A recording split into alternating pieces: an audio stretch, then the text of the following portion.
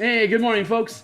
We are going to continue cartography today for the adventure that we've been building, Crystals of Mabar. So give me a second here. I'm going to check my signals to make sure that I am coming through true. It'll just be a moment. And while I'm doing that, if you can do me a favor, a like and subscribe. While I'm doing that, if you can do me a favor, it sounds like I'm coming through. It's because these things are like really long form, and YouTube doesn't really know what they're supposed to make of me. And so what we do is we create we create PDF supplements that go onto the DMsGuild. I have a link down below that will show you a slew of books that I've already made. They're all 100% free preview, so you can read them cover to cover to see the stuff that I do, and then they're bundled into a discount there. So if you like the idea of what I'm working on, you are certainly welcome to purchase at a significant discount, like 35% off or something like that. So it's a good reduction, but it's a proof of concept that when I build something, I will post it and it will be 100% preview. But everything comes with a bunch of like bonuses and stuff of content that goes along with it beyond just the PDF that we build into the thing. So there's added value, but. If you follow me on Twitter, I've just gone live on Twitter. And so yeah, we're going to, let me rearrange my stack here real quick, and we'll get into it. So this is the map that we started yesterday, and we've already made a crap ton of progress on it. Again, we're referencing the colors and the textures that we built in this map. And we're going to replicate that as we're replicating it in this map. So I'm gonna do a quick line count here. 1, 2, 3, 4, 5, 6, 7, 8, 9, 3, 6, 10, 13, 16, 20, 21, 22, 23, 24, 25, 26. Okay. And 1, 2, 3, 6, 10,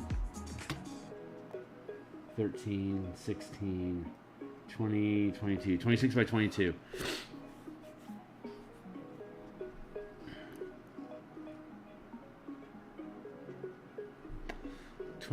By 22, 26, 13, 22. God, if I could trim this down.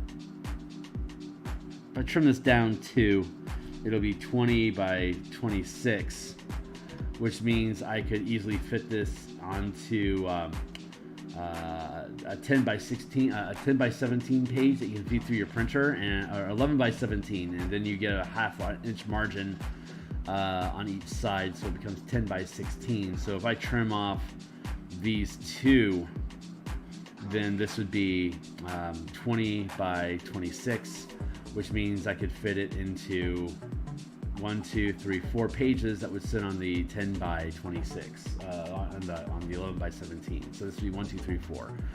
We go black and white, and this is the art that we have for just the simple map, super simple for you to be able to print out. And then if we cut it up into 4 pieces, it's easy for you to just lay those down on your tabletop without having to burn too many resources to get them there. If you want to print out your maps for table space. Otherwise, in a virtual tabletop, this is just it's 22 by 26, so it stands on its own fairly easily. And so Bob's your uncle. So we're just let's get it. Let's keep getting into this. I'm gonna set a timer here.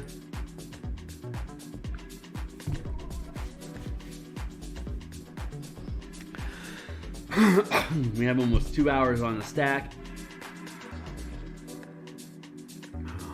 Some tea to help wet our whistle, and let's see what we got going on here. We're gonna build some walls today.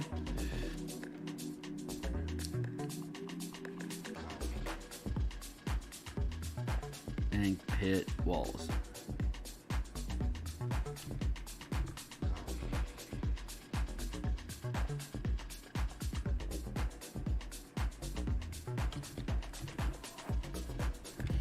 start with this base color, make sure, and this is a side color,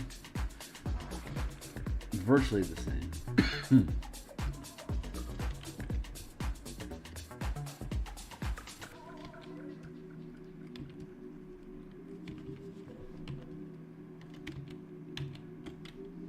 Really? All right, let's check another reference.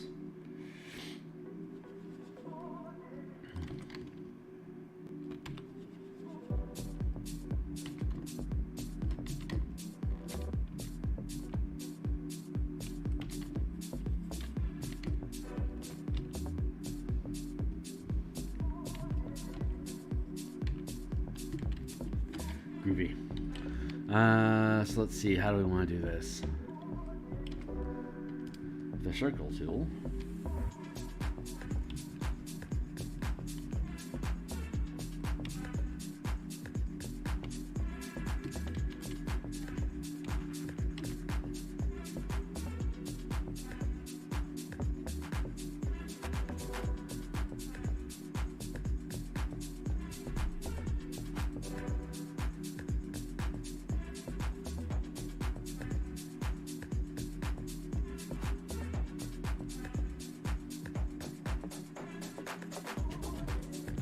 Subtle detail to be sure, but it's probably unnecessary in the large scheme of things. But it's where we're at, is what we're doing. So let's stick with it.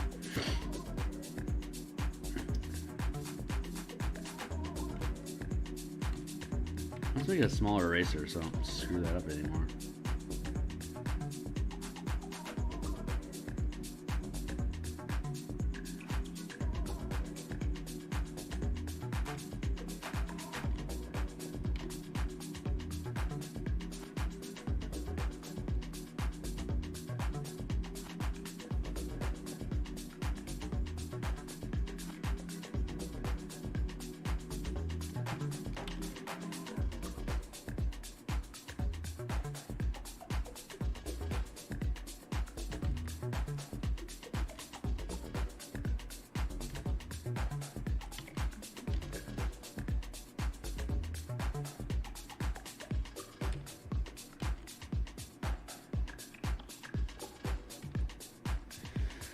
Let's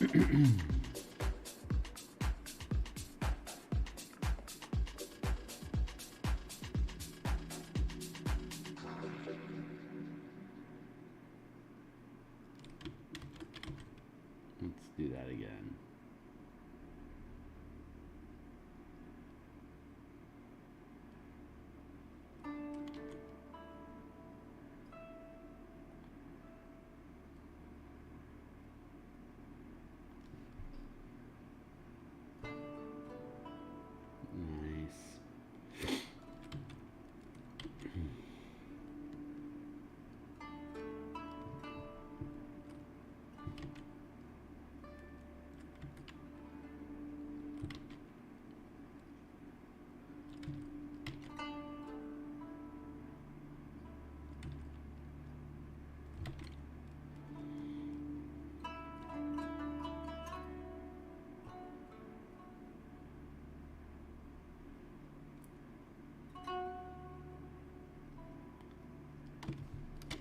So once we finish our circuit around the table, around the map, then we'll do the same again by dropping a darker texture on it as such. It's very subtle, but it stands out a little bit, so good enough.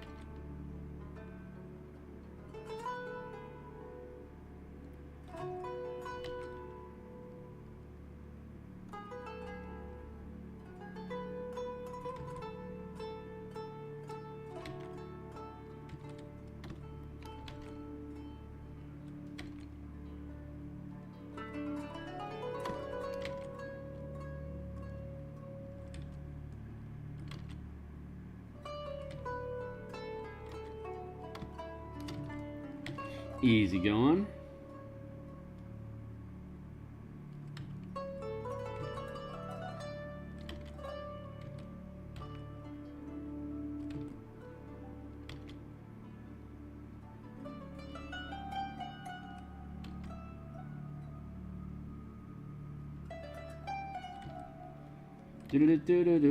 I am looking forward to the holiday week. Do this stuff full time.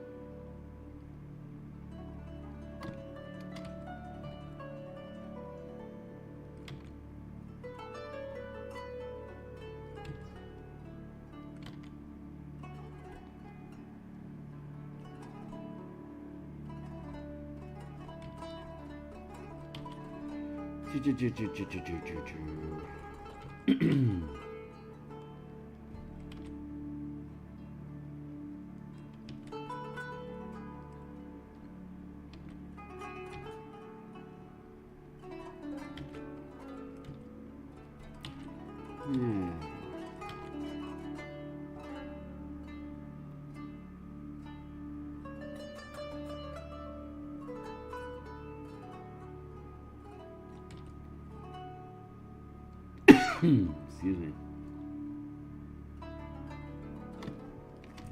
The COVID seems to be clearing out of my system. A-okay.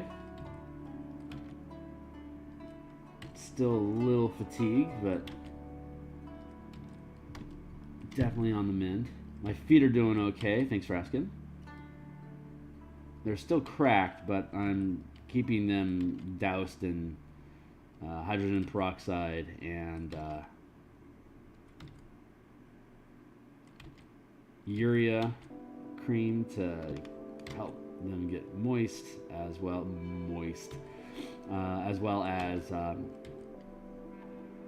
Neosporin to help minimize any kind of open wound to help keep that sealed up. So I think I should be okay. I just have to be diligent, and diligent is something like 3 or 4 times a day, switching out the resaucing and then reslathering, put on some fresh socks. So I'm going through lots of socks. is basically the penance I have to pay for being me today. That's okay.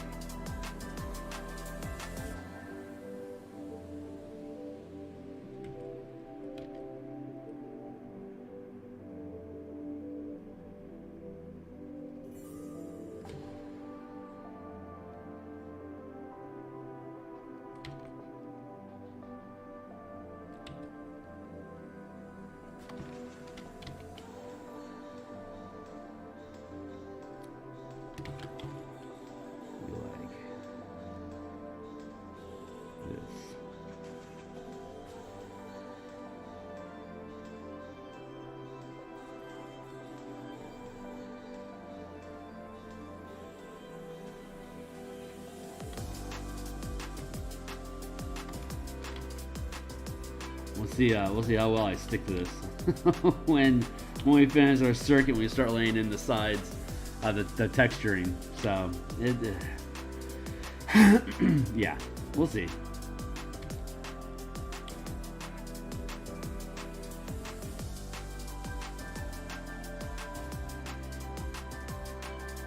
We're learning lessons here.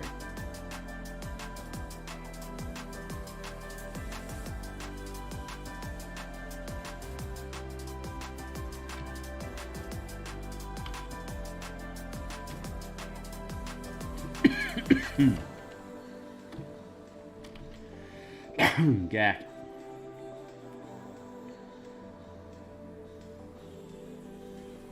It's okay, we're making good progress.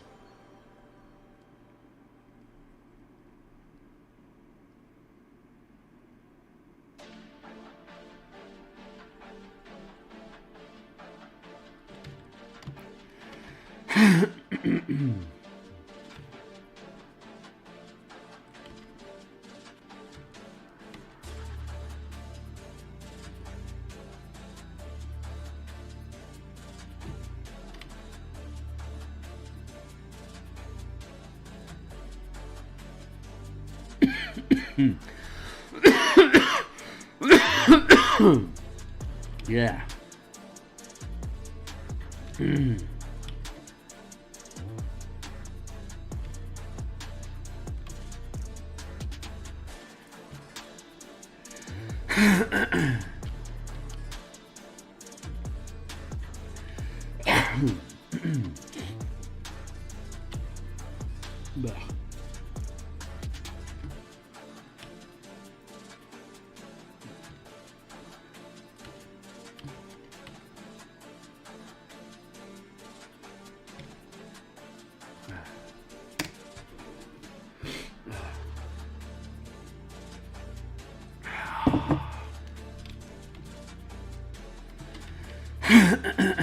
Hacking, knacking.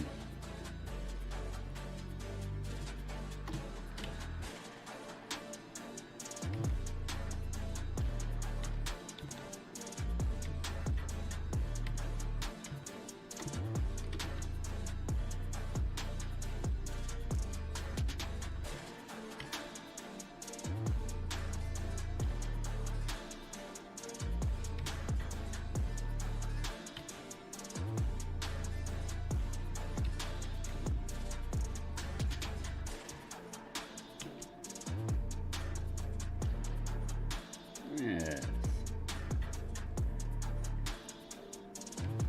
Oop, no.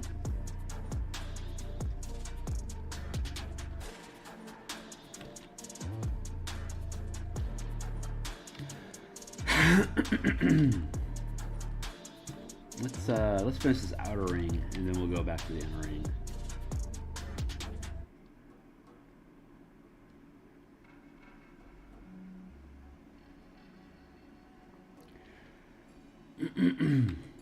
Yeah, each of these fortresses, there's a slew of guards that are stationed there.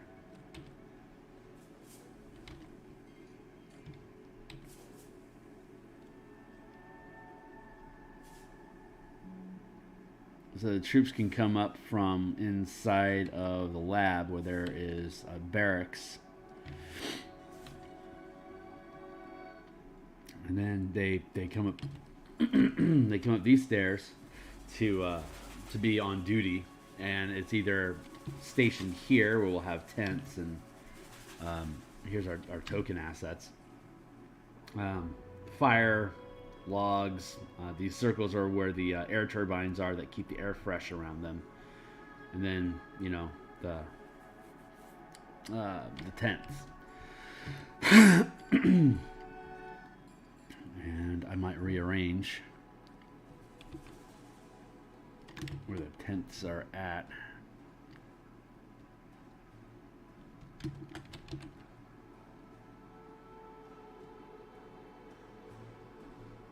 This guy's in the thick of it, so I'll probably get rid of that one. Keep.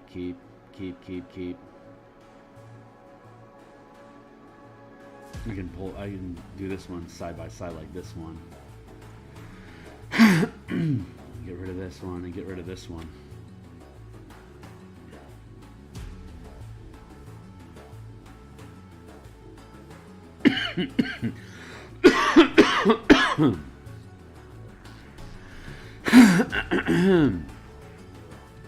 Boy, I'm just choking on love.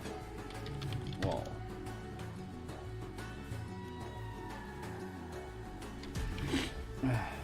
Yeah, all that stuff fits, so that's good.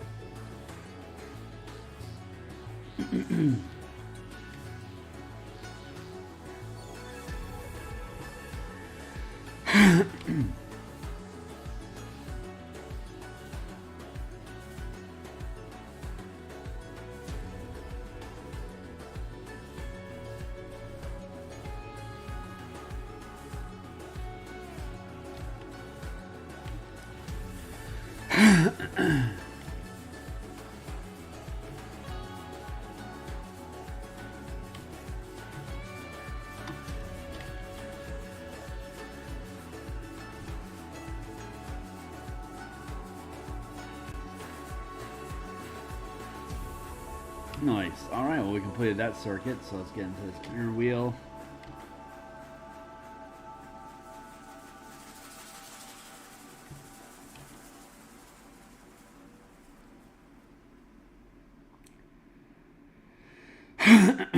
Boy, I sure have a drippy nose today. I'm gonna have to get some tissues here in a second.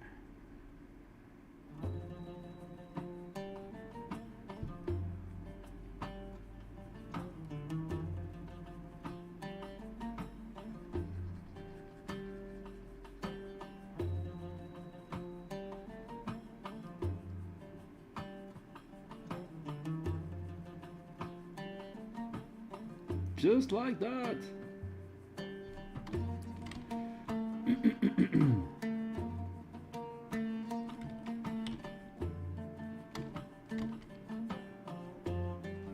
Finish these stones and then I can go get a tissue.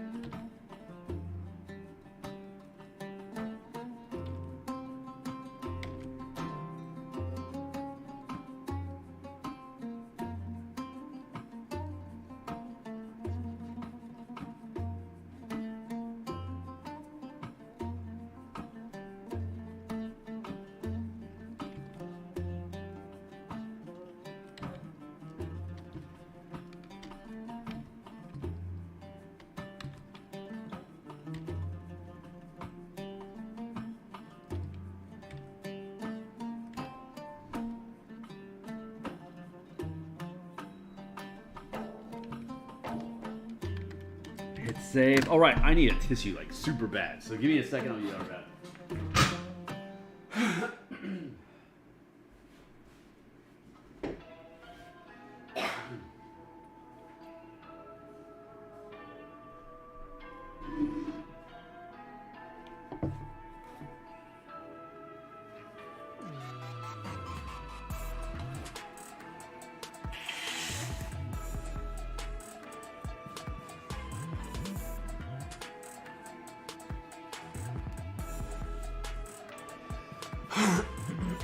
All right, we are back.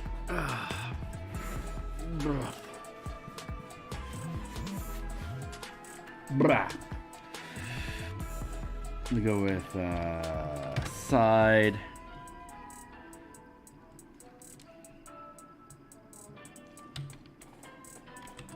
Top. All right. Let's do this. Hey. Taking time on the timers, keeping time.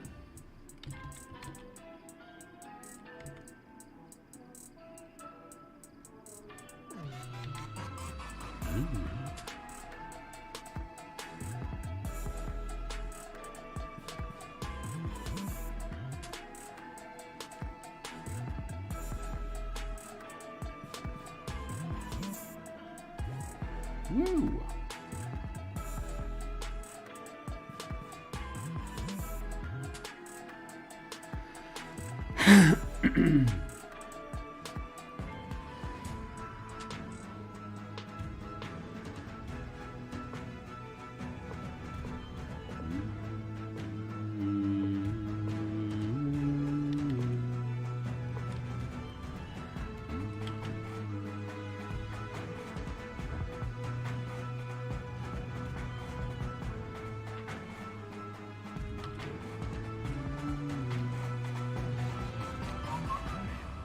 Bring it down.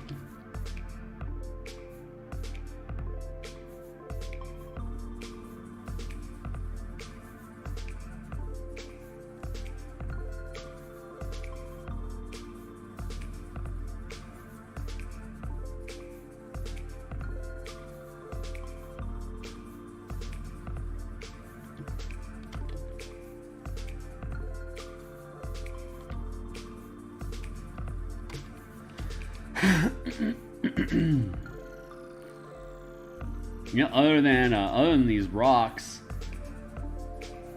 there's just a little bit of groundwater here that we need to fill in, and then this map will be done. And then we move on to the next one. That is ridiculous. This one is just absolutely blasted by. Can't believe we got this done in like we're like at the 2.5, 3. Well, I did do some work. I did build a trim on my own, so like while I was off screen. So that was about an hour's worth of work. So we're at about 3.5 hours. Where are we at? 6:30 now. 6:30 here in Seattle. We got a lot of snow yesterday, but it looks like it didn't do too bad of. It didn't stick around too much, so it isn't really damaging us all that bad. But we're expecting more snow today, tomorrow, and Friday.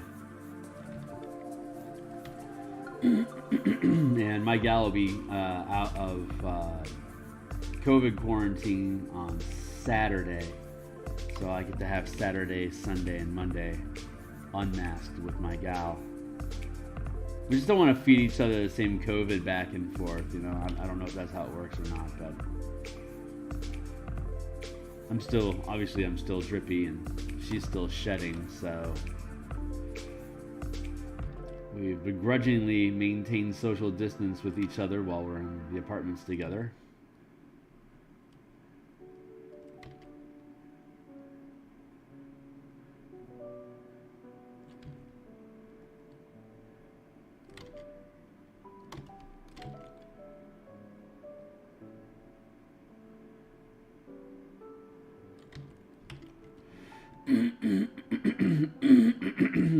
Boy, oh boy.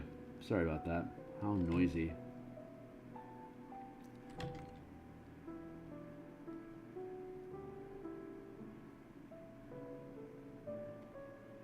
Rock texture is going to take a little bit longer than just this simple blocking in process.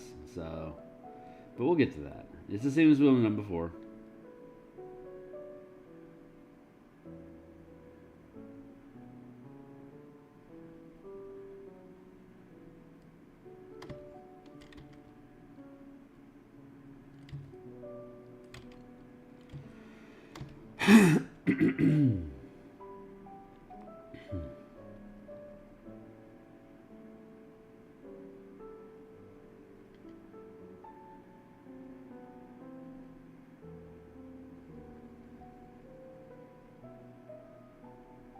I have the wall layer on top so that I can color underneath with pretty much reckless abandon. Yep, you gotta be off screen.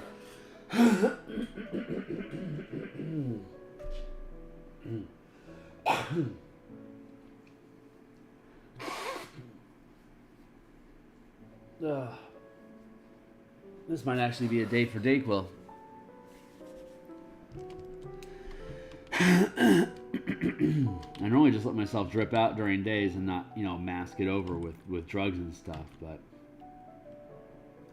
this is already becoming intolerable, so maybe exceptions need to be made.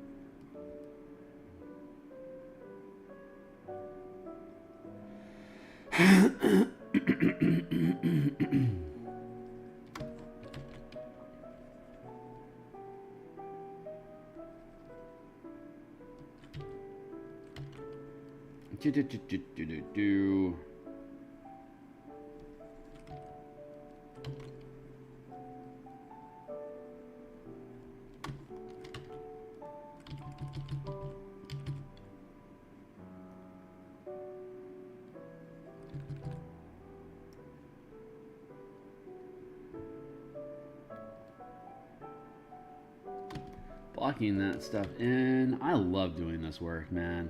I did not expect to enjoy doing cartography as much as I do. I mean, I've always been satisfied with you know, when I make a map that's interesting, but I've never attempted to polish it to the point where it's, you know, production. Very satisfying. Hey, when did it come in? Yeah, it is really just freaking coming along, my man. It's like I said, once we figured out that texturing and the coloring on the other map, this one is just breezy. So, and it should also make the cemetery map go really quickly as well. So, the cemetery is about as big as the other map and far more. It's got a lot of details and like little. It's I don't know if detail is the right word or not. Intricate. It's certainly intricate with lots of different shapes and texture, like contrast and stuff. So I'm actually looking for the cemetery map more than anything else. Once we knock that down, and once we get this out of the way, then we'll have the cemetery map to resolve. Once the cemetery map is resolved, then we'll be able to move underground. And once we have underground resolved, then we'll be able to resolve the village.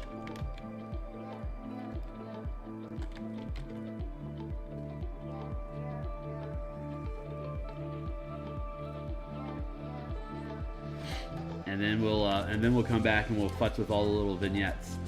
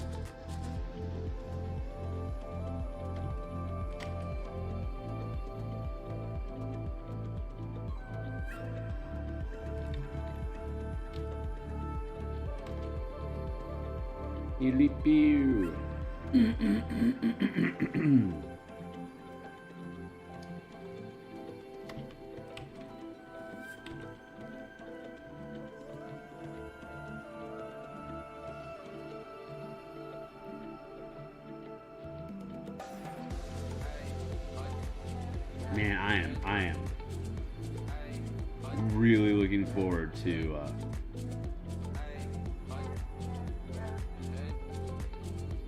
being done with maps and then getting onto like token illustrations and character art and stuff. God, that's gonna be fun. I haven't locked down a style that I want for the character art yet, or just a general vibe of art in general. I know I am compelled to do full color, but I honestly don't know if that's the right course for this one. I don't know. We'll see.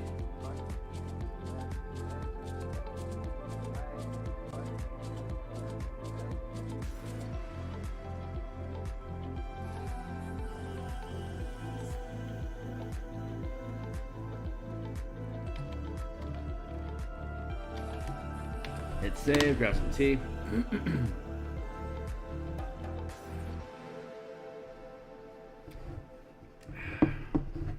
By God, what a cool map.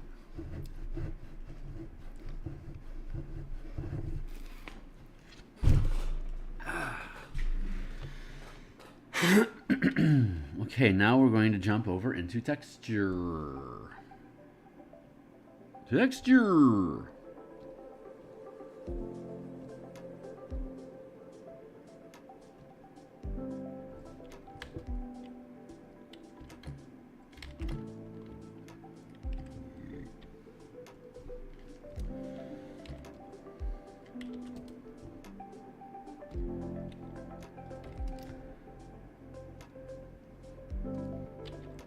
Let's go back and remind ourselves how we've done this.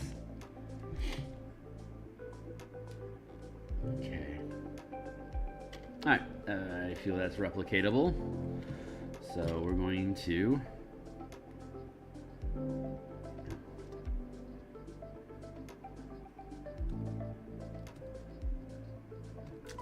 start with the sides.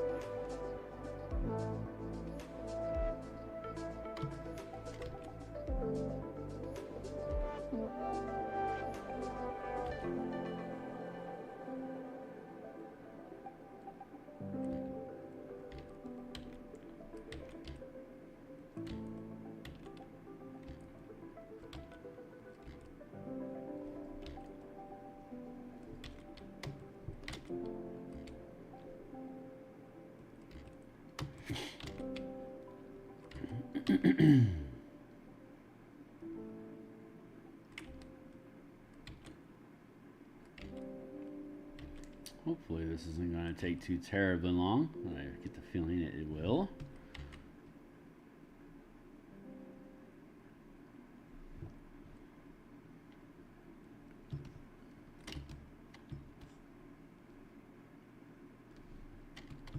Kind of weird that would start there. Let's start a little bit further back.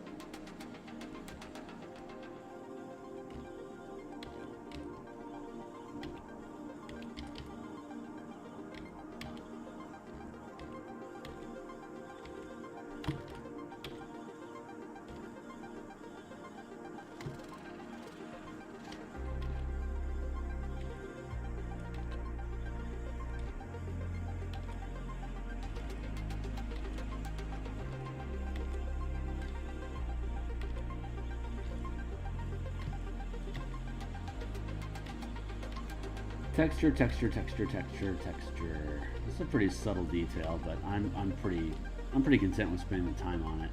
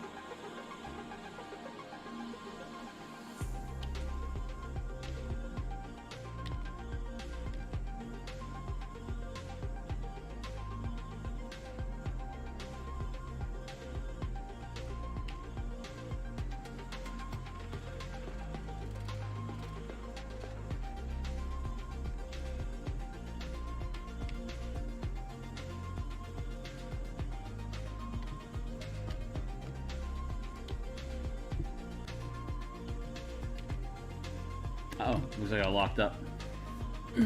Save and relaunch.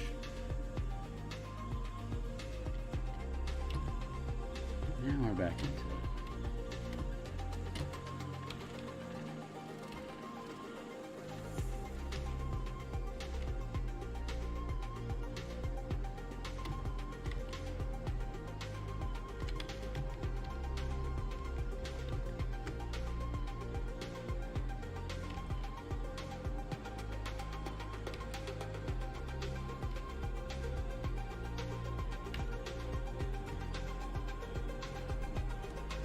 Try that again.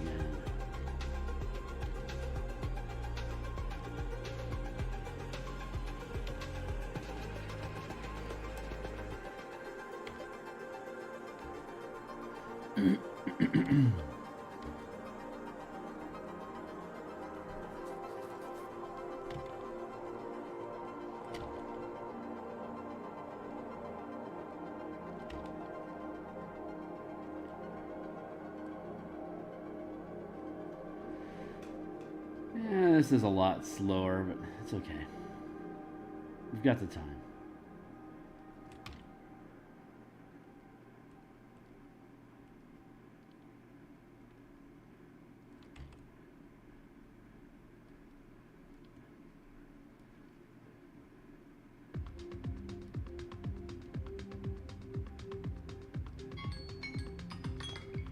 And speaking of time, thank you, Tiny Timer.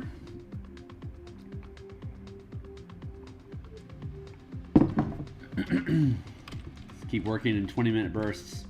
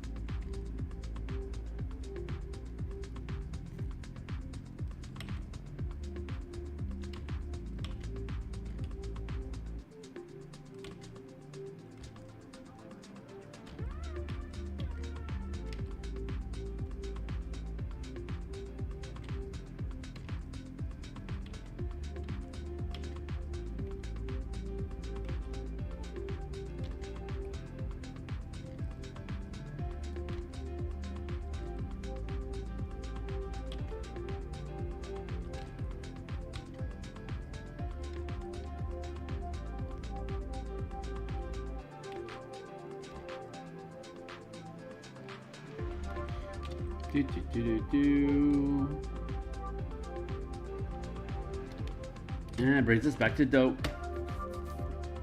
Save.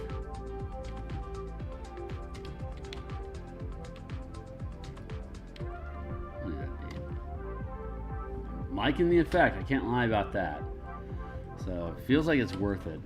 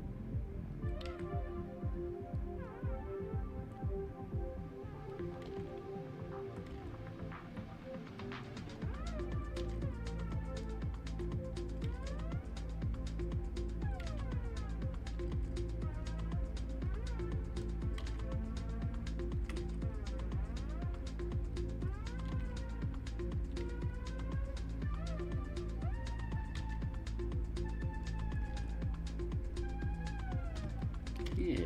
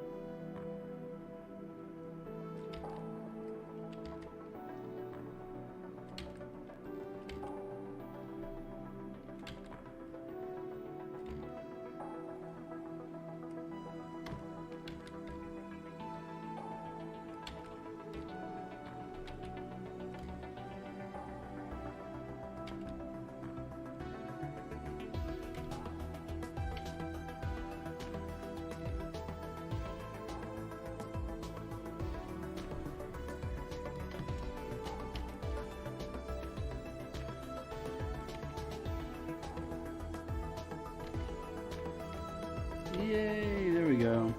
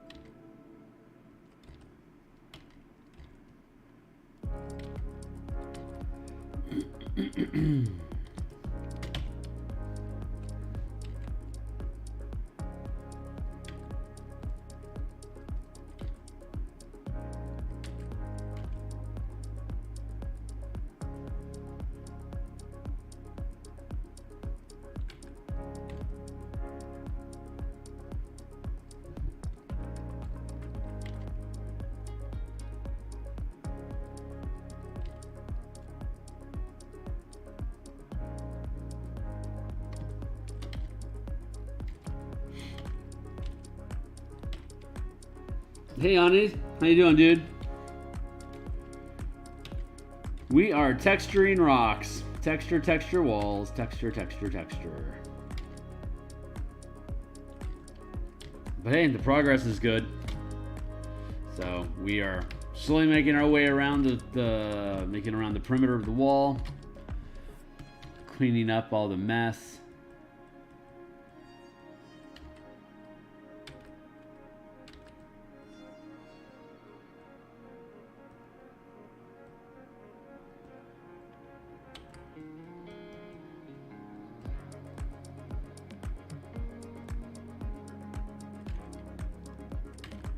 Certainly coming along quickly. It feels like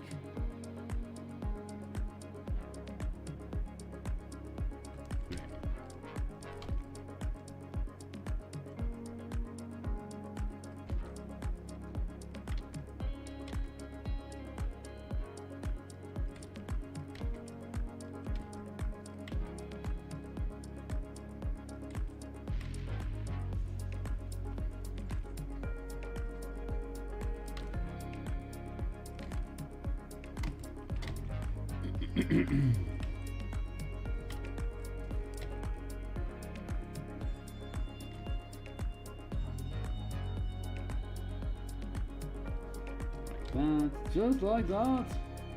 Nicked.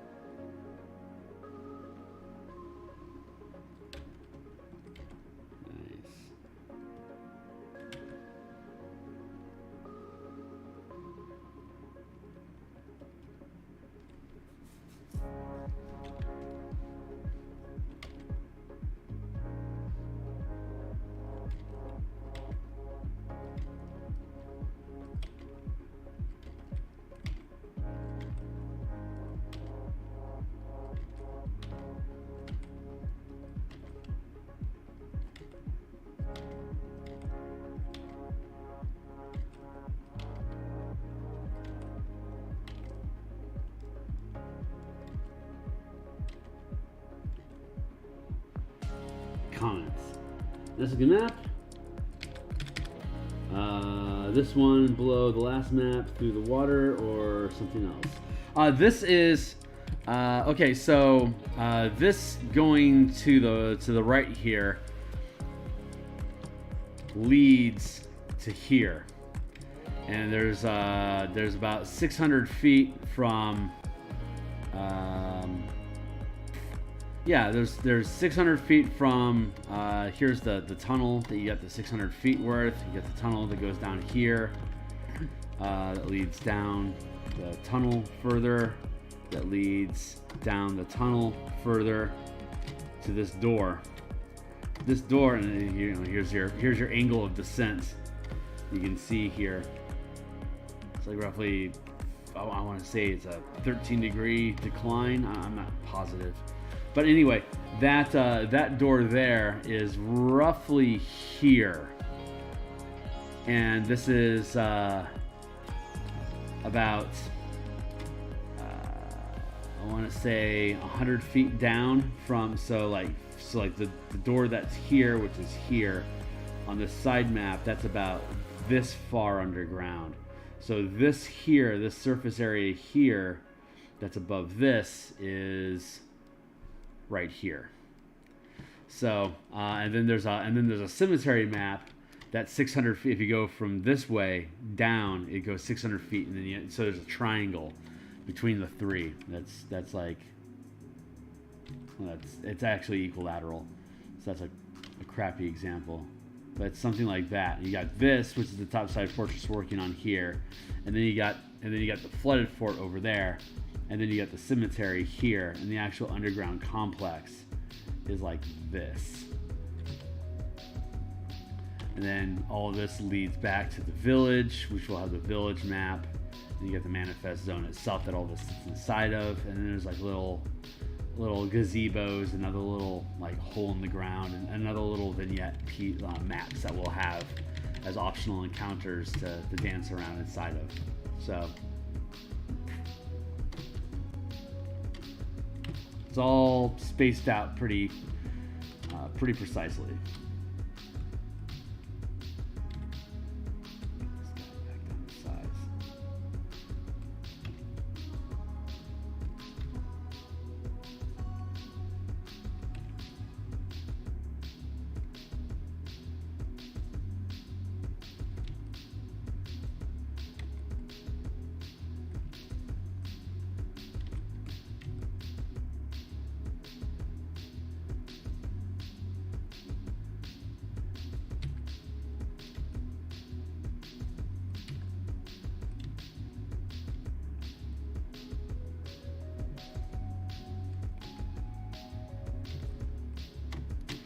this is a large elevator shaft that leads down into the underground lab. Folks can, once you're down in there, if you spend time on it, you can repair it if you wanted to for some reason. It's almost clickbait for the adventurers if they show up here. Like, they can splunk down here, but they've got there's a camp that's set up here, and they got a little partition to keep people from just walking off and falling into the hole. But like, if your team comes at this from an oblique angle, you can sneak around and then heft over the wall and rappel down if you can keep these guys from noticing that you're doing it. Or you can take this stairway that they use, go down, and potentially run into a guard. But the stairway circles this 2.5 times on its way down and lets out. The underground entrance, the stairway goes loops, and then lets out right here at the bottom. So there's a straight walk from this top side here to the bunker door on the other map underground here.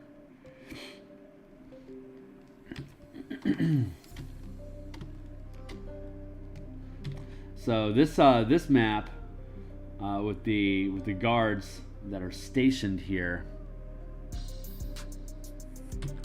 there's opportunity for basically any pillar of play. You can use exploration to try to avoid being noticed by these guards. You can obviously go in with swords out and eliminate them as a threat, or you can get into a conversation and engage with them and potentially find out that they're not happy with what's going on here. They didn't sign up for undead. They didn't realize that's what was going on. Undead are sloppy, difficult mess.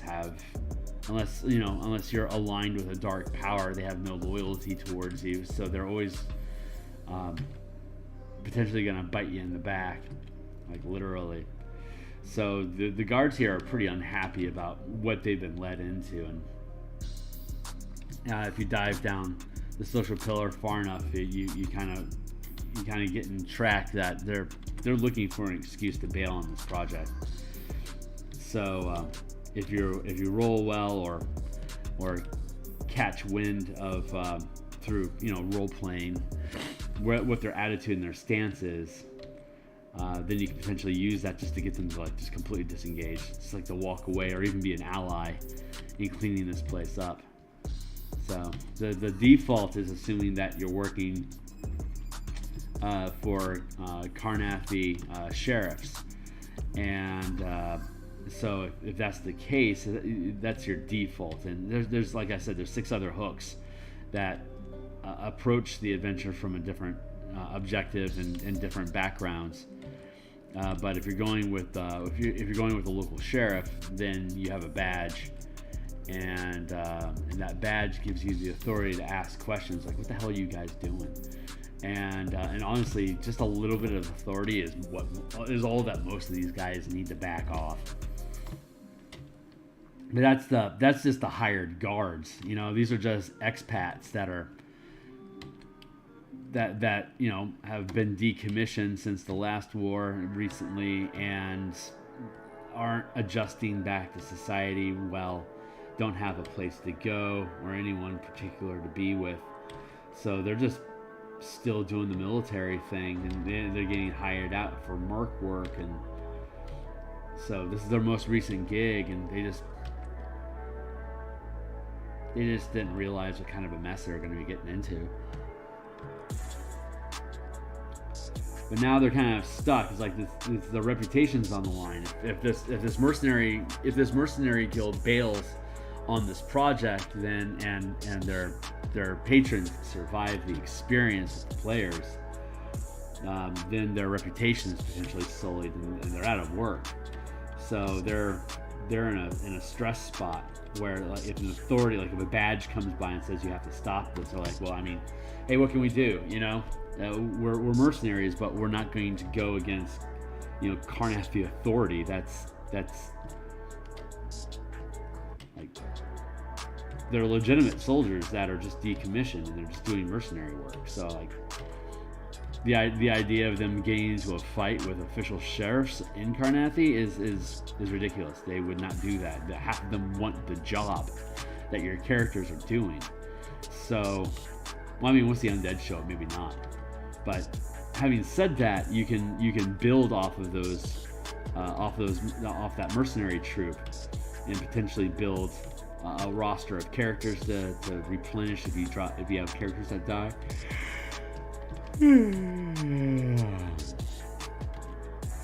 Excuse me. Or as followers to pick up. If you take this place over, you can potentially offer them work, and now you've got hirelings. So it's fun. It's a fun little route that players can take if they aren't keen on fighting absolutely everything they run across. Then they can use this as an opportunity to build up some allies. And to get a little bit more intel about what's going on downstairs before they head down there. Or they could just treat the mercenaries as an enemy, depending on where the adventure starts. Because if you don't resolve them one way or another, then if you go down into the bunker, these guys are at your back. And if you haven't built that rapport with them, you're what they're hired to stop interlopers from coming in and messing with the place. And again, their reputation's on the line. Regardless of the undead threats that they're having to deal with, sentient people showing up and starting to poke around like Scooby-Doo, not gonna work. Got to get out. So the players are rewarded, regardless of what path it is that they choose to take during the adventure, of whether they're going to go with, clearing all the threats through violence, or if they want to avoid threats altogether through exploration and stealthing around, or if they want to go through social and get people off of their plate as threats. Any one of those paths work for them maneuvering through the adventure and finding finding the necromancers that are making this thing happen, and shutting down the manifest zone to stop undead from roaming the wilderness. I mean, that's ultimately what they need to do.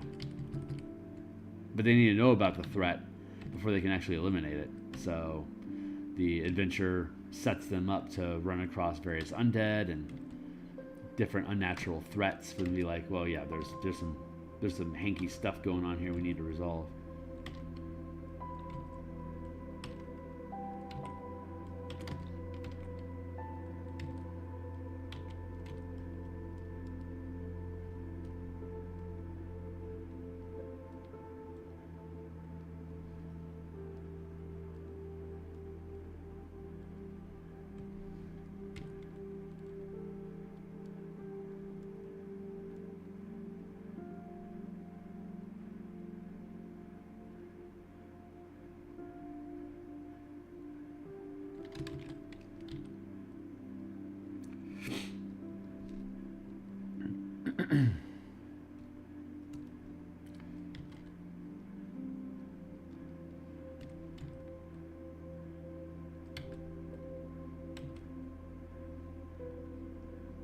And it's all spelled out in the adventure, like what they know, what it'll take for them to click over.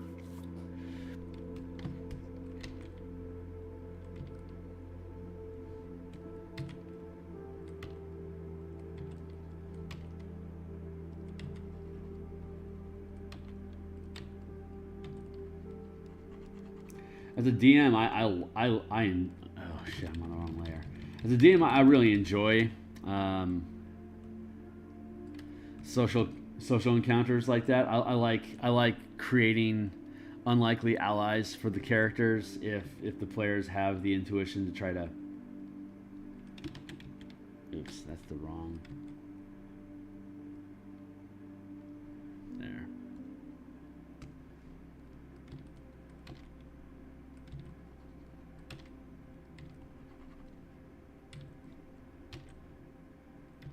Like, the way I like to run games is I like characters being able to build resources and and allies in different areas that they go to, so they can continue to, you know, basically expand their influence as they gain levels. And I like to bake in, you know, opportunities for them to take command and run larger squads, or have a base of operations, or like when I build an adventure, I like to think what resources are here for them to exploit if they want to take them, and lean into that. Because the old first edition D&D was all about impacting the world and carving out your own space and becoming an authority in whatever area it is, you know, in the region that you establish control of, and you would automatically gain a stronghold at like as early as 6th level.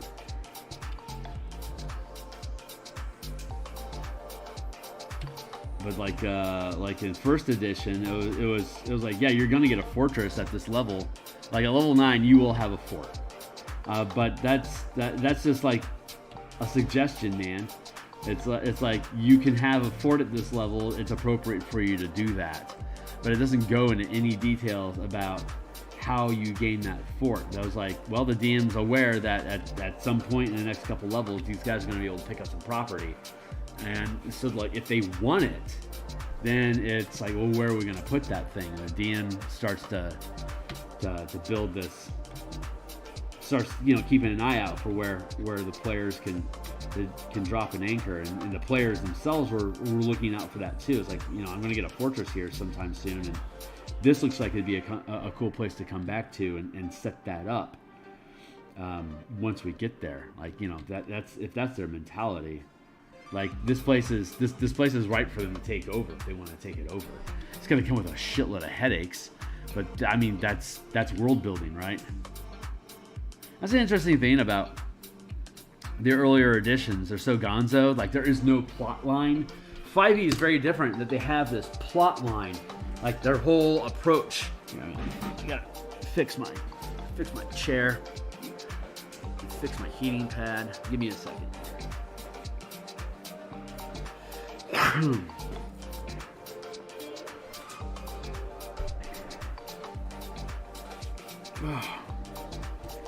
Like I don't understand where it came from in 5e that all of these adventures are stories, and the characters are basically participating in how the story plays out, but it has very specific narrative points that, like, you have to hit these beats to be able to move into the next piece of the story, and that is just not how old school D&D works at all. Old school D&D was, here's a dungeon, we're gonna have to make up a, like, what's the dynamics of the factions inside of the dungeon, why does this place work? Like the DM can noodle all that stuff, but isn't actually necessary until the players start to explore it. Like having an idea, like having goals and reasons for things to be in a location is important for internal logic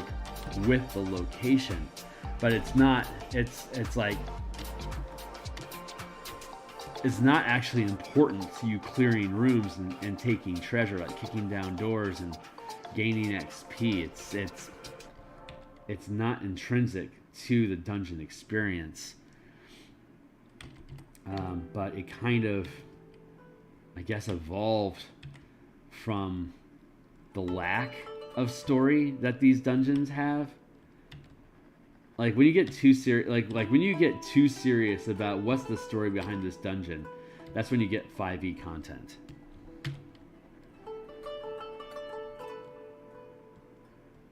But in the older editions, it was, you didn't get any XP for defeating enemies. You only got XP for however much gold you extracted and then threw away in town. Like literally threw it away.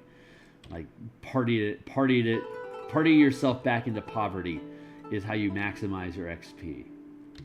Like just spend 2,000 gold on a party when you get back to the hamlet. It's like the whole town is now enriched, and you are the town hero because you just dumped a crap ton of gold into the economy.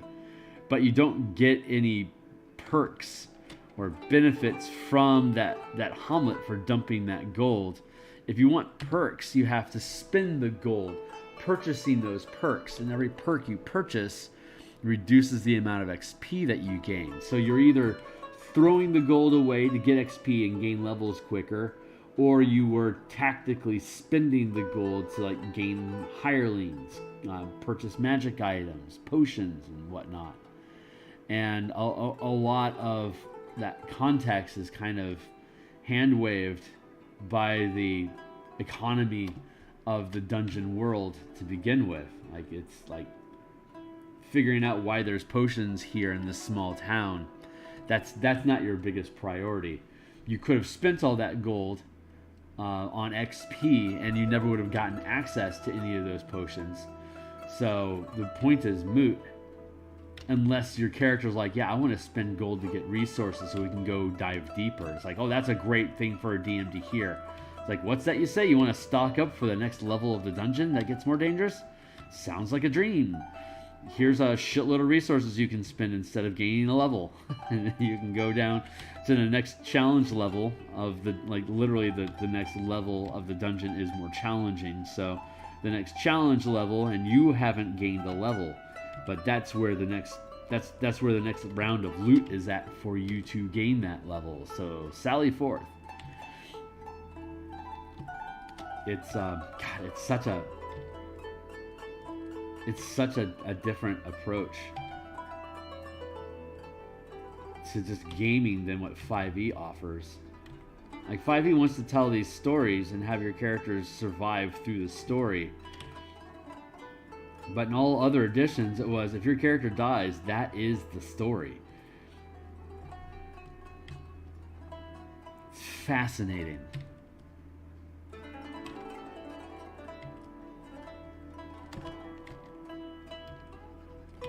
And if you're new to, if 5e is your first edition, then like, you don't know any of that stuff unless you go looking for it. It's just, here's your story, build your characters and walk through the story.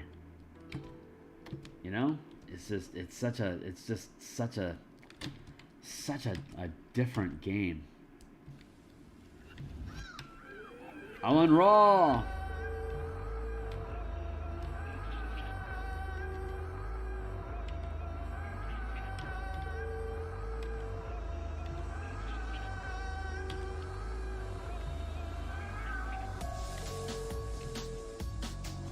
So since it's such a different mentality, the natural, if you're new to 5e, the most natural question is, how satisfying can that be?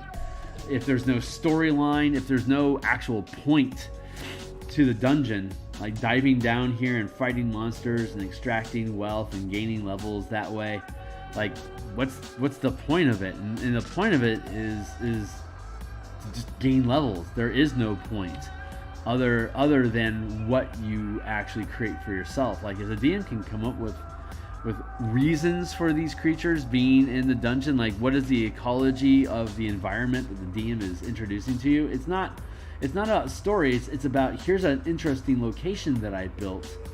Let's do something cool with it. Explore it. I specifically want your characters to go into this dungeon space and just explore it. Specifically looking for what are things that your characters can gain from the place to move on to the next area they're going to explore. Like, this area has no relevance other than what resources and treasure is it providing for you to then go on to the next region and do again. So you're having to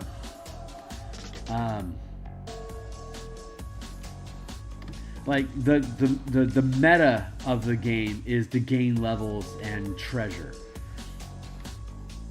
The narrative that goes on behind that meta really is just up to the players and the DM. Like, we're like the social contract in first edition was, you guys are going to dive into a dungeon, fight monsters, and extract treasure and mess around with different weird puzzles in the process of achieving those goals. And we'll figure something out together as to what's going on here and why our creature's here. Like, it's a collaborative thing, since the reason there is takes such a back seat in comparison to steal the treasure. It's, you can just kind of gonzo a reason why things are here. And it's like, yeah, this is a cool dungeon space. I wonder why stuff is down here. And like the DM is like wondering that also. And there's no like super huge plot storyline that's going on here. It's that, yeah, these monsters showed up in this dungeon, and it's got this weird trap effect that they learn that they can use to defend themselves against other monsters. So I guess we'll drop some other monsters in here, and now the team is facing one tier of monsters, but then they stumble into the other tiers, like, oh god, these things are far worse. Now I understand what all these traps are, and like why they had these barricades set up the way they did in these otherwise empty rooms. And it's like, because these other monsters are like way worse. So now the team, like I have had in my years, the instances where basically the team will eliminate one the goblins that are in the fortress, only to realize that there's spider demons further down that the team had to like chlorine gas traps, for instance, that would be set up, and as long as those traps are active, the spider monsters can't get through it because they get poisoned by it and they don't like it. But if the team goes and they shut down the chlorine traps, it's now they don't have any defenses, and if they try to take a rest in this dungeon before diving deeper, the spiders will come through. It's like, crap, where are all these spiders coming from? And like, oh no, that's why these traps were in place, to keep these things out. And now the DMs are playing the role of goblin inside this dungeon, and if they don't interrogate any of these goblins to find out what the hell is going on with this place, they get broadsided by this crap. And they're like, oh no, what the hell is going on down there? And it's like, wow, this dungeon goes a lot deeper, and it gets a hell of a lot more dangerous. And if we don't keep a cap on this thing, we may be having a later, like, if we once we try to take this place over and establish ourselves, like, these are the threats that we aren't eliminating that need to be dealt with if we're going to become the lords of this region. Like, there's spider demons down here, and we need to put a cap on that crap so that it doesn't continue to cause us trouble down the line when we're trying to go off and do someplace else. But this fledgling kingdom that we're established is being threatened from the Underdark because we didn't lock down this dungeon well.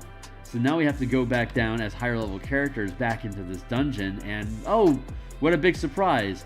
The threats have escalated since we didn't deal with it. Now we have an appropriate level threat that's actually bubbling up from, we got Balrogs down in the mine now. And we didn't properly resolve the mine, so these goblins, well, apparently they were worshipping a Balrog, so now we gotta frickin' deal with that thing. That's an appropriate level problem for a 9th level character. So all these things kind of feed into each other. And that's where a ton of the creative, like the creative joy of being a DM came from. It's like, I know I have to build this location for things to offer higher amounts of treasure to these characters that are gaining levels. And before you know it, you've got this whole spider demon thing underground going on that these different caverns are leading to. And well, we need to put a fortress here so we can keep an eye on this spider threat. So, like, where your fortress would be in first edition was kind of informed by what dungeons have you or have you not taken out yet, because that's where you're building your long rest location. You're building the community where you yourself can go and stock up on supplies. It's like, well, I need to build a community here that's safe enough that merchants want to come and sell potions to us through. And at some point when these characters retire and we build new characters, we can actually station them at this outpost that our previous characters had established. So it becomes your new nexus point for new characters, and you know that's legacy. And inside of an internal campaign that has the same players coming back to the table over and over again, you can establish them as a presence that has made this area secure for a new generation of heroes to go and explore deeper. So those are the kind of like that sort of mentality is where I come from when I'm building a dungeon, or when I'm building an adventure. And an adventure is basically, you know, dungeon delving or taking over a region. But there has to be locations.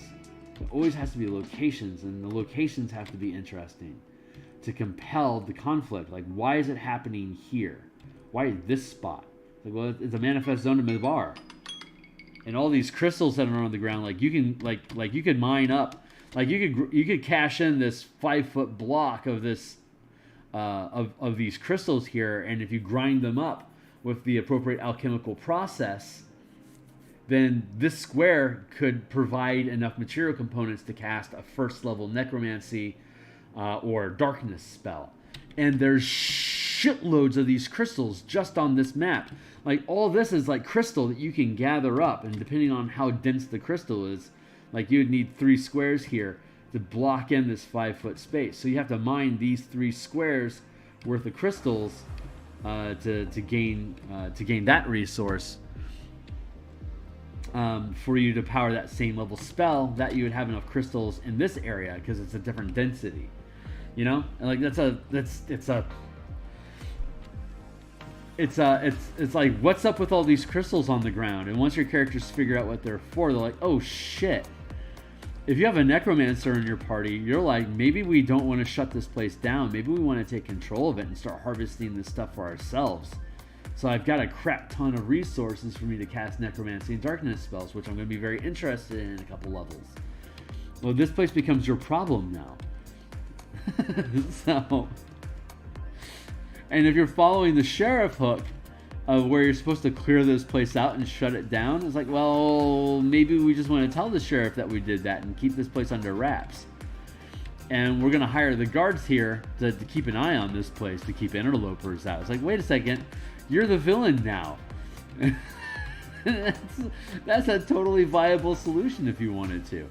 But you know, you have to build that into the context of the game so that that kind of crap is possible, which is what is ultimately what we're presenting here.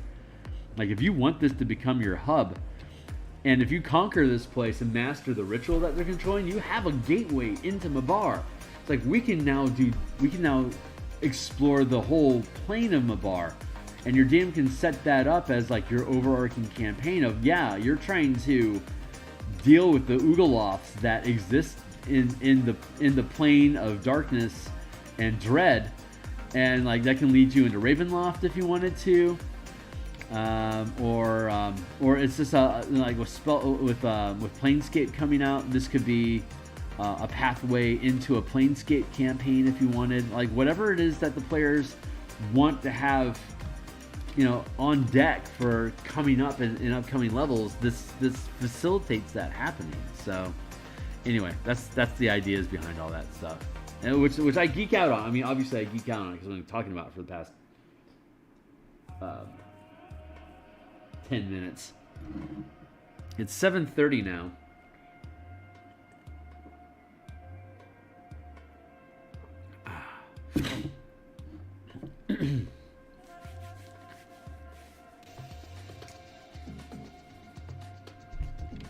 So where are we at with this map? We've got these little puddle marks that we want to put water in. We got another puddle marks over here, but we also need to put the masonry on top of. Zoom in here. You got these like little masonry points to make these interesting little fatigued wall structures. So that's the next thing that we need to do. It's the same color that we're already working in right now.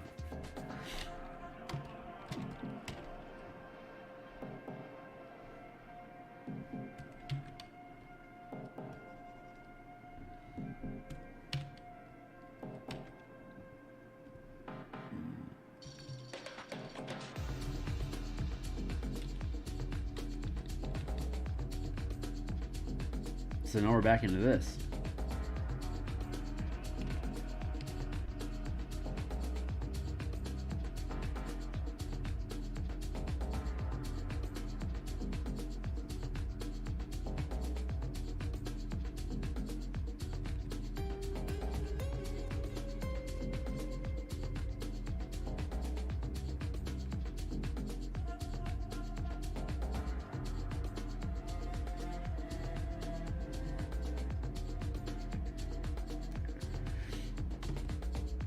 Ooh, bop bop. Bop bop. Man, I love doing this stuff. This stuff is, God, D&D is so cool.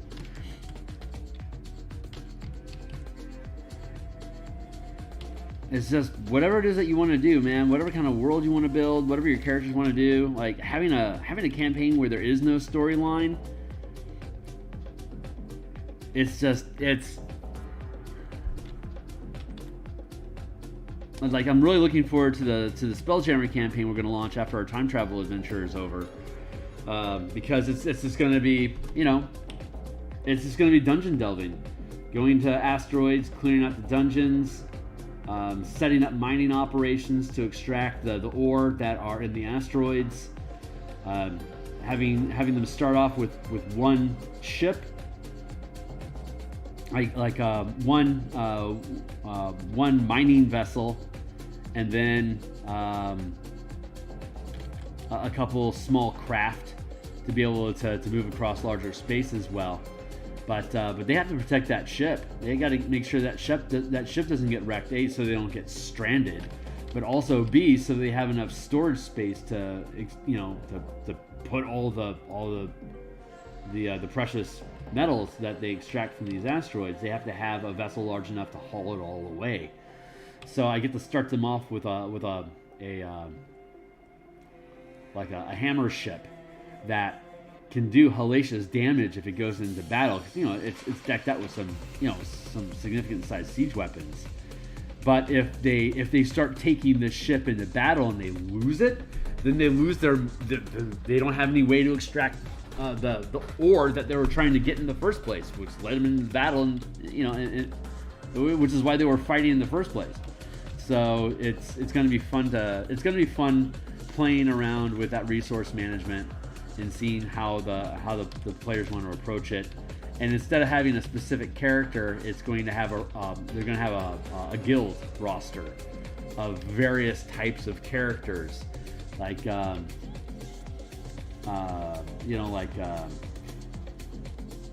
explorers and fighter types. Like build your have your basics. An artificer for healing, fighter, ranger, and rogue. Those are going to be the 4 types that you get to start off with. And whenever they extract resources, they can hire new characters to add to their roster.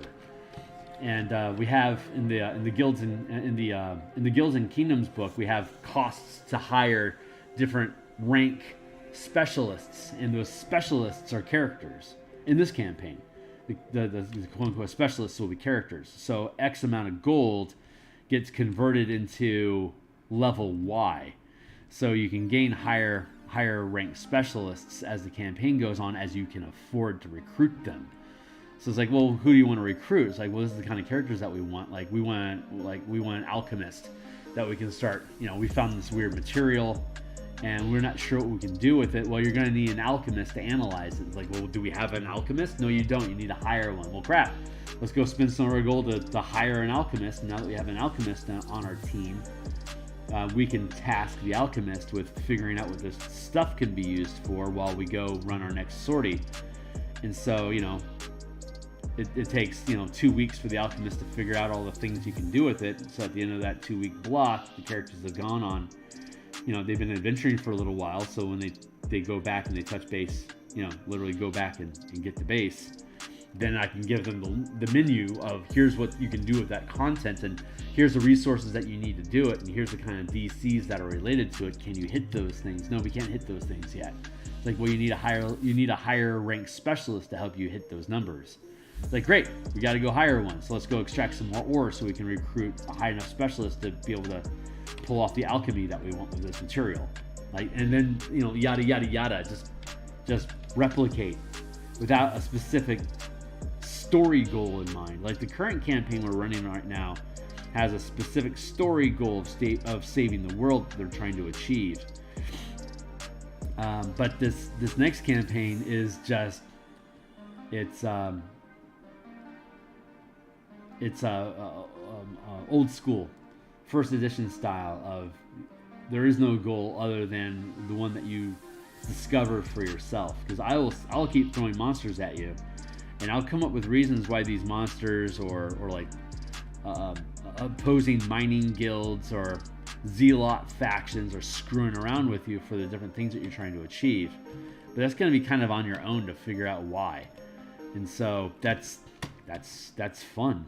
That's fun stuff. But it has no like internal endpoint unto itself. It's just like these are coworkers that I'm talking about. Like this is a weekly lunchtime D&D game that we run just to blow off some steam.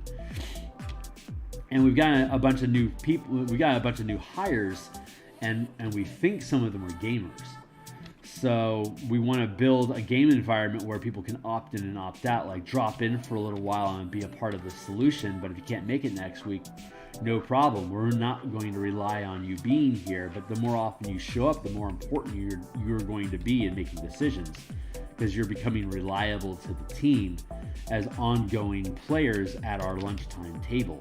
So if you want to be important in this group, show up and be important. But because of that, we have to build a drop-in, drop-out, opt-in, drop-out sort of style of game, which this guild progression system should accommodate pretty well. So the players seem to be on board with it. We're currently, like I said, going through a more story-themed, like epic adventure where everything has a point to it. Like, why is this happening? They know the world is ending. They're trying to keep the world from ending. That's a pretty generic, legendary sort of adventure you can set up for these are all first-time players. So I set up an epic storyline that should be able to burn it from their systems. Like, yeah, we already did the epic. Our characters went from level 1 to, we're level 17 right now, so they went from level 1 to 20. That's the process that they're going through. And at the end of that, it should be fun for them to have a change of pace. Like I specifically started them with, the gold standard of what D&D is: save the world, level 1 to 20. Have characters go through it, that they have meaningful decisions, and the whole plot. And that will hopefully satiate them for a couple years on what kind of what kind of a campaign do they want. Now they can start looking at, well, we had this story, but like at 17th level, the story is so inbred, you can't really bring in new players because they've got. Well, this has been a 4-year campaign we've been running. God, believe that or not. This is the longest running campaign I have ever ran.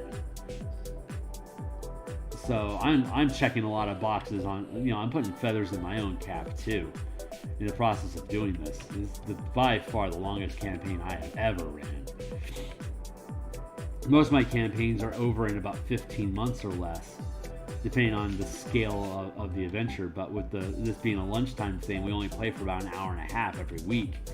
So we can only make so much progress each week. So it's been basically 5 levels per year. And we're about like, this is our 52nd month right now. I think we've just entered. So it's been a long journey. And when they get to the end of it, I think they're going to appreciate the change of pace. It doesn't have them saving the world and like just something a little bit more casual. Like, again, you can beer and pretzel. Just show up and let's just mess some stuff up, and let's screw around with some traps and puzzles, and let's just be casual about it. Which the West March style dungeoning, where there's a dungeon out there and it's up to you guys to build a team and figure out what your goals are. It's such a much more, for the DM, that's a much more beer and pretzel approach to it, you know? Like, it doesn't, I don't have to worry so hard about what's the end goal of this monster and how's that going to play out in the next 3 or 4 weeks. Like, it doesn't really matter that much. Like, the story will improvise itself into existence, and if it's something that you think is super cool, then you can just lean into it and build a theme out of that.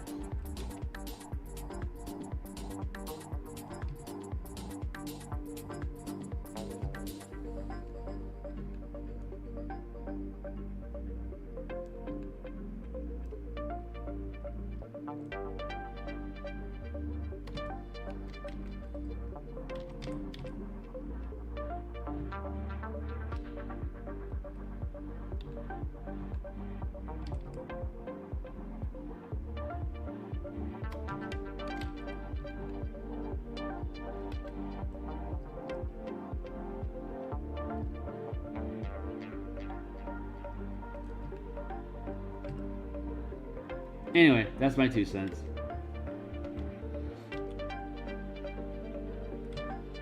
No, man, you put a diamond machine, you gotta play the whole song.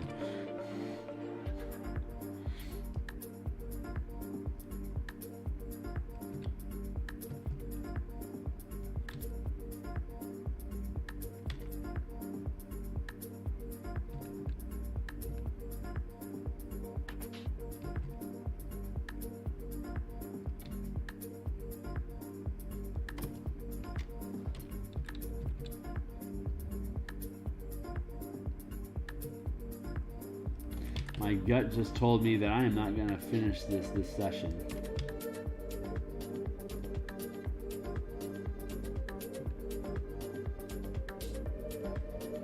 Yeah, it's oof, I don't know, man. Yeah, I don't know. I'm starting to get a clip. Maybe I can pull it off.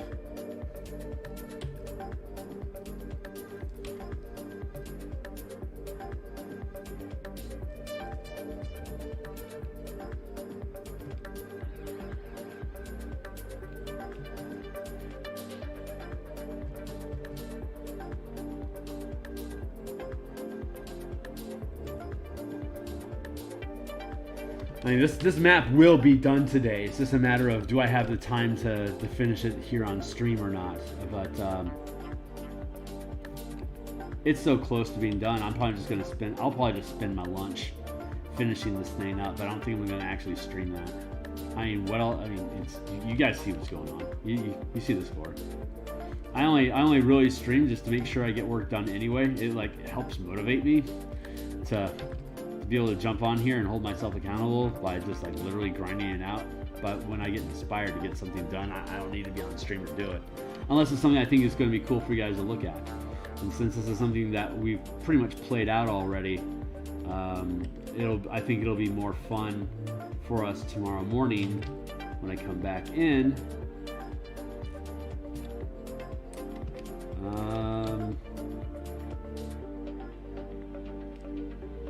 Maybe I'll do Spelljammer tomorrow morning. I think I'll be back on the Spelljammer tokens tomorrow morning. I'm enjoying bouncing back and forth between these two projects. It's really helping me speed up and collapse the time frames I'm working on either one of them, honestly. So I have been thoroughly enjoying this experience working on both the Spelljammer project and this Eberron project at the same time. I'm looking forward to how I can continue playing this stuff out as these products come off of assembly and get published on DMsGuild. Like the what's next of it all is well, I mean, I know I've got more. The next big project we're going to work on is squads and armies, so that we can rebuild the Dragonlance adventure to use for when your characters are actually in command of the army, which is going to be our next big project.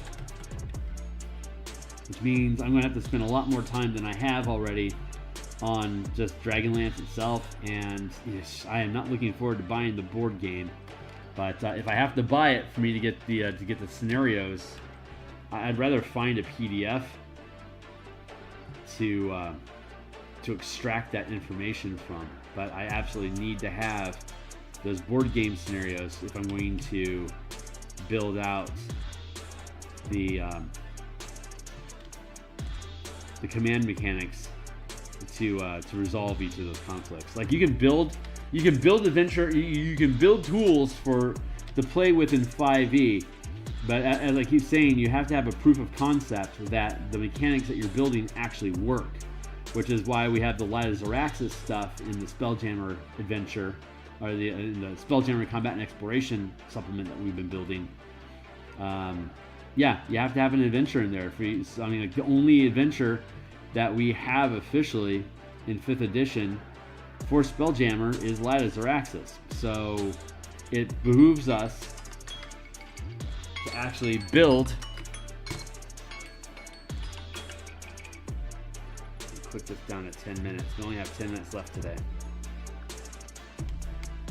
I gotta prove these things work, you know? If I'm gonna build a tool set, I gotta, like with the 5-color mana spell point variant rules, that's 35% off, and if you click on the DMsGuild link down below, you're supporting the channel and supporting me and supporting the artwork.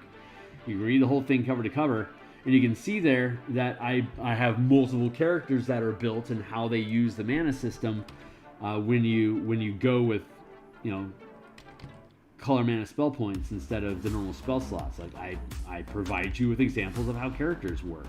Like this is what your character looks like on mana. So like I've actually built out characters like level 1, level 7, no, I think I started with 3, but anyway, various leveled characters of different classes like paladins and clerics and rogues and wizards, just like for you to see how these different characters actually function with the mana system. And so when I build something, I want to provide those tools for you to, like, if you want to use this is how it looks right out of the box. Go for it. And that is not something that you often see in DMsGuild stuff. If you're not familiar with DMsGuild, a lot of the things that are put out there are honestly ideas that I don't think people have actually had a lot of playtest experience using. Like, don't actually know how to use the tools that they put out. And I'm not going to speak to anything specifically because I'm not trying to call people out, but there's multiple, like for example, there are multiple mass combat systems that are on the DMsGuild, and I've never seen somebody actually say, hey, this mass combat system, here's an adventure that you know, here's how you could use this mass combat system using that, this is why you should purchase it. They're all like, mass combat's a cool thing that isn't available in 5e, so here's mechanics to do it. It's like, but you can look at it, it's like these things don't work. Like this is not, like there are many instances of looking at mechanics on DMsGuild of stuff that's like, it's obvious you've never actually used this in a campaign. You don't actually know how these things operate.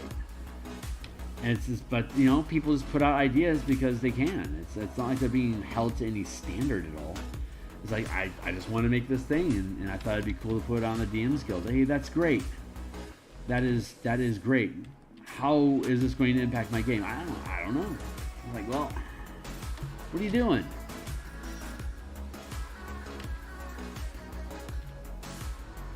Anyway, that's me harping on the importance of actually playtesting and knowing what it is that you're actually producing and introducing to the game.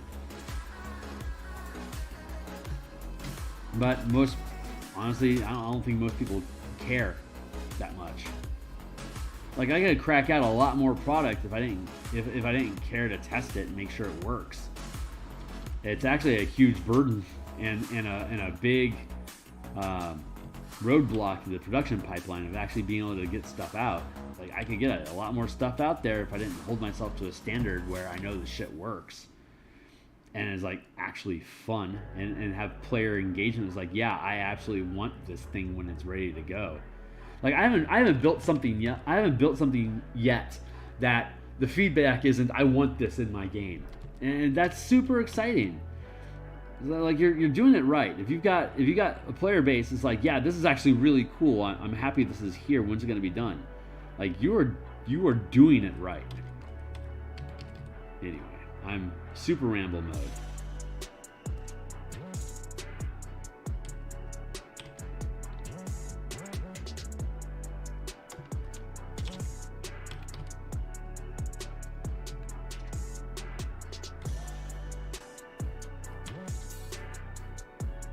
And now you go silent for a minute.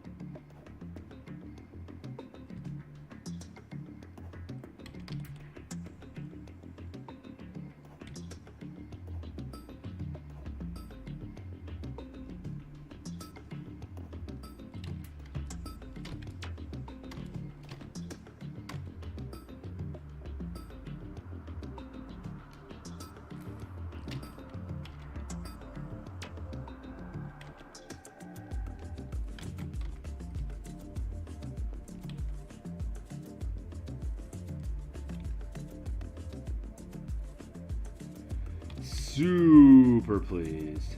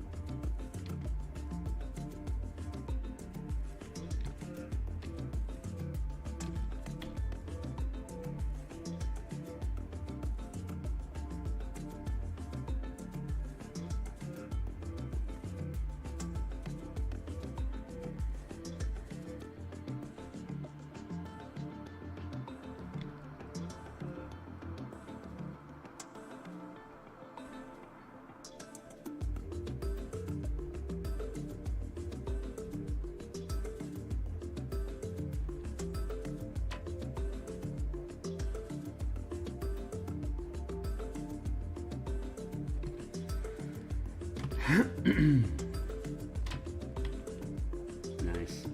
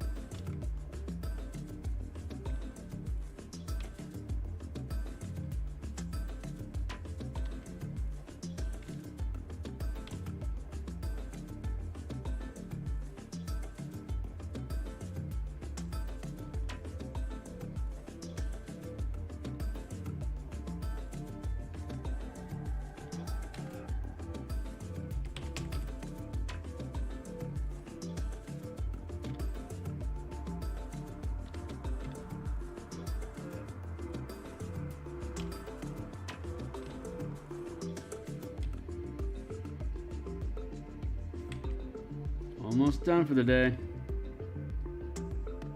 Oh, what's this? I don't know, give it a try. Just for grins, put out a one-page product without testing or revisions. If it sells, just proves your insight and experience. Could be fun. A holiday one-shot or something. Maybe.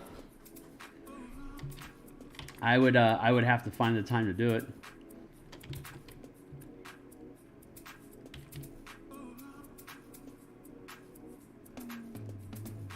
I don't know. Maybe. Ah, that's my time. All right, guys. I gotta be done for the day. Just gonna stitch this on up real quick. There's smaller things like for instance the scaver writers that we did the painting for. I can build that out as like an NPC organization that, you know, has a bunch of space shark riding lancers. Like, I don't have anything I have to specifically play test for that to be able to produce that and then publish it. But that would be something I would obviously publish after I finish the Spelljammer Combat and Exploration book to then put it out there for folks. So like as like a little kicker thing, like a little 5-page or even 2-page little thing that basically acts as a coupon.